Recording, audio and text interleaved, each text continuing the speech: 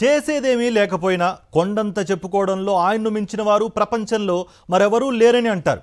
తాజాగా మోంతా తుఫానును సైతం అరచేత్తో అడ్డుకున్నట్లు, సముద్రాన్ని కంట్రోల్లో పెట్టినట్లు ఆయన అనుచరులు ఇస్తున్న బిల్డప్లు విమర్శల పాలవుతోంది. కటౌట్ ఎక్కువ, కంటెంట్ తక్కువ అన్నట్టుగా సాగుతోన్న చంద్రబాబు పాలనను, ప్రచారాన్ని చూసి ప్రజలు చేదరించుకుంటున్నారు. గప్పాలు కొట్టుకోవడంలో చంద్రబాబును మించిన రాజకీయ నాయకుడు మరొకరు లేరని అంటారు.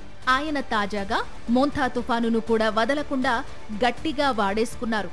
మోకాలు అడ్డుపెట్టి మోంతాను ఆపేసినట్టు బాబుతో పాటు ఎల్లో మీడియా ఆకాశానికి ఎత్తేస్తోంది.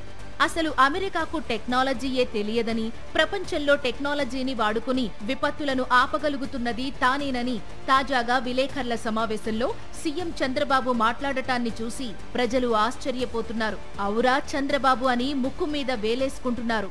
టెక్నాలజీ అంటే చంద్రబాబు, చంద్రబాబు అంటే టెక్నాలజీ అన్నట్టుగా ఎల్లో మీడియా బాకాలు ఊదుతోంది. అదే నిజమైతే తుఫాన్ తీరం దాటే ప్రాంతంపై చంద్రబాబు కరెక్ట్ సమాచారం ఎందుకు చెప్పలేకపోయారు అనే ప్రశ్న గట్టిగా వినిపిస్తోంది. బాబు చెప్పిన ప్రాంతం ఒకటైతే మోంతా తీరం దాటిన ప్రాంతం మరొకటి ఎందుకయింది అనే ప్రశ్నలకు ఎల్లో బ్యాచ్ దగ్గర సమాధానం లేదు. కేవలం మేనేజ్మెంట్, పబ్లిసిటీ ఈ రెండింటినే నమ్ముకుని రాజకీయాలు నడుపుతున్న చంద్రబాబు ఇప్పుడు ఆ రెండు విషయాల్లోనూ పీక్ లెవెల్కి వెళ్లిపోయారు. తాను లేకపోతే ప్రపంచమే లేదన్నట్లుగా స్వయంగా ఆయనే చెప్పుకుంటున్నారు.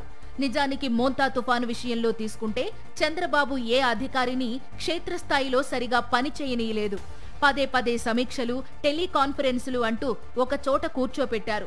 దీంతో కింది స్థాయిలో పనిచేసే సిబ్బందికి సరైన గైడెన్స్ ఇచ్చే అధికారి లేకుండా పోయారని రాజకీయ విశ్లేషకులు అభిప్రాయపడుతున్నారు.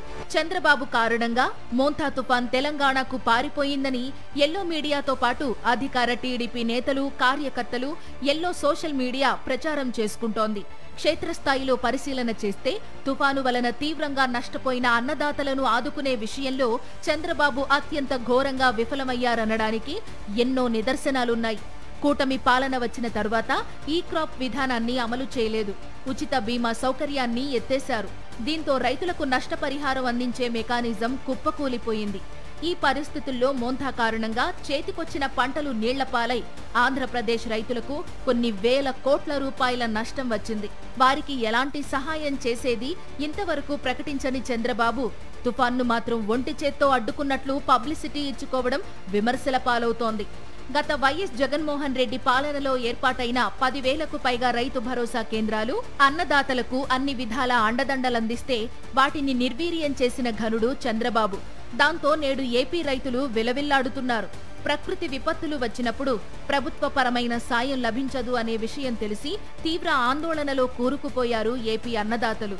ఎలాంటి సాయం చేయకుండా, భరోసా ఇవ్వకుండా కేవలం బిల్డప్ ఇచ్చుకుంటూ అబద్ధాలతో బతికేస్తున్న చంద్రబాబు పాలనను చూసి అన్ని వర్గాల ప్రజలు అసహ్యించుకుంటున్నారు.